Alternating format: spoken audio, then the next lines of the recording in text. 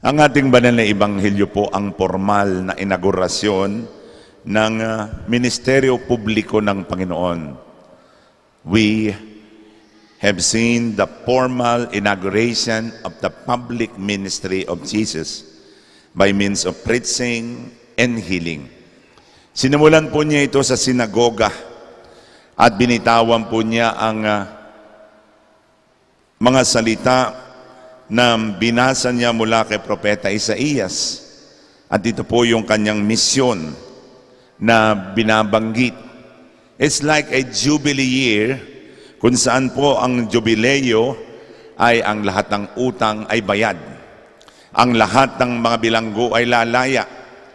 Ang mga lupa ay ipamimigay at makakasaksi sila ng araw na favorable sa kanilang lahat.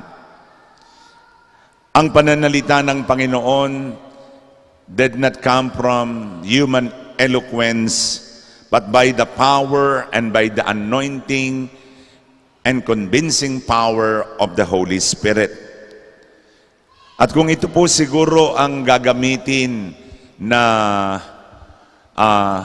plataforma ng isang kakandidato, bilhin sasabihin nyo, ako'y pumarito para pagalingin kayo sa inyong mga karamdaman. Pumarito ako upang kayo'y bayaran ang inyong mga utang. Palayain ang mga bilanggo. Palagi iboboto ninyo yung kandidatong yun. Pero walang makapagsasalita ng ganitong napakatinding salita maliban sa Panginoon. Pero ang isang katanungan po na maaari nating itanong, bakit nagbago yung reaksyon ng mga tao? Mula po sa hangang-hanga, kasi sabi rito, hangang-hanga, siguro po itulo ang laway ng mga tao sa pakikinig. Sabi, manghang-mangha ang mga tao sa kanyang kagalingan, sa kanyang pananalita. Pero bakit biglang nagbago?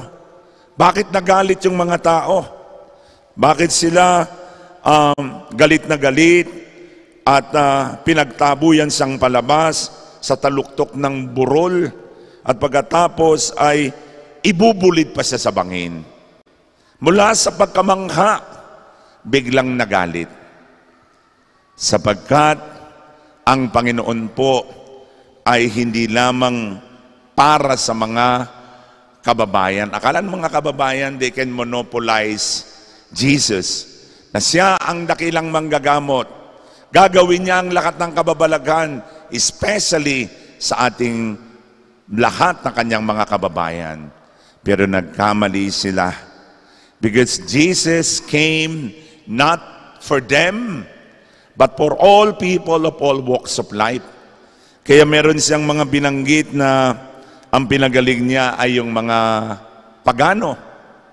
Pinagaling at binigyan ng pansin, halimbawa ni Elias, yung babaeng balo sa Sarepta, sa lupain ng Sidon. Yung Sidon po ay hindi po ito Hudiyong lugar, kundi ito po ay pagano. At gayon din yung pagpapagaling ni Eliseo. Ang pinagaling niya ay wala kung hindi si Naaman na taga-Syria.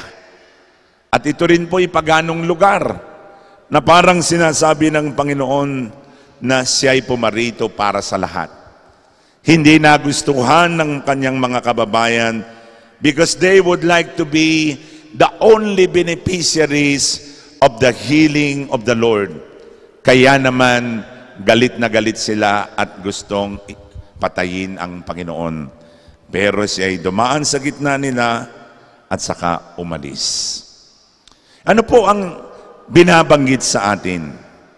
Ang binabanggit po sa atin, una po, hindi humadali ang pagmimisyon. Kakibat po ng ating misyon ay sakripisyo. Maaring sa ating pagmimisyon ay hindi tayo matanggap. Maaring sa pagmimisyon ay mahirapan tayo. Pero ang isa pong ating babauning pag-asa ay yung sinabi ng Panginoon, sumasa akin ang Espiritu ng Panginoon. Lahat po tayo nang tayo binyagan, nang tayo kumpilan, dumating sa atin ang banal na Espiritu. The Holy Spirit is with us to guide us, to animate us, to help us, and to remind us of what the Lord has done to us. Kaya wala po tayong hahanapin sapagkat nasa atin ang banal na Espiritu. Pangalawa po, St. Luke highlighted the importance of today. Sabi sa ibang kabanata, today a child is born in Israel. Sabi kay Dimas, today you will be with me in paradise. Mahalaga po ang ngayon. Because the foundation of a great future is today. Today is the beginning of our lives. Today is a new opportunity, a new beginning. Lalo tigit ngayon, Lunes. Lunes, sana parang ang bigat-bigat ng katawan natin pag Lunes. At sabi nga sa Batangas, parang mimiha-miha. Alay, mimiha-miha ka naman Ayun pala'y yung lambot na wala kang kalakas-lakas.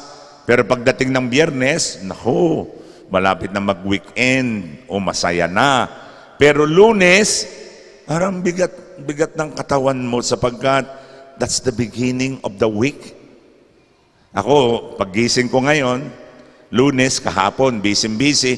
Paggising ko ngayon, puro meeting na ito, Lunes. Mimitingin ko lahat ng aking mga empleyado, lahat ng mula sa iba't ibang mga departamento, mimitingin ko lahat ng mga leader, hapon na siguro ko matatapos.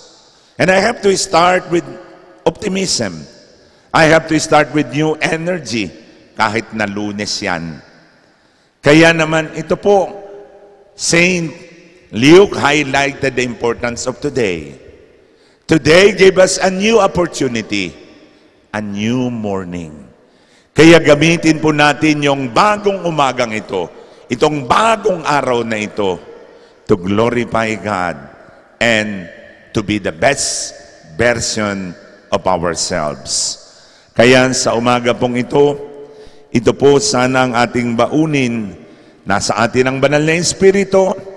At pangalawa, wag po tayong matakot, sabagat siya po ang gagabay sa atin. At sa atin pong ginagawa, sana po ay let's do everything with smile, with love, with extra smile, so that today will be the beginning of the rest of our lives. Amen.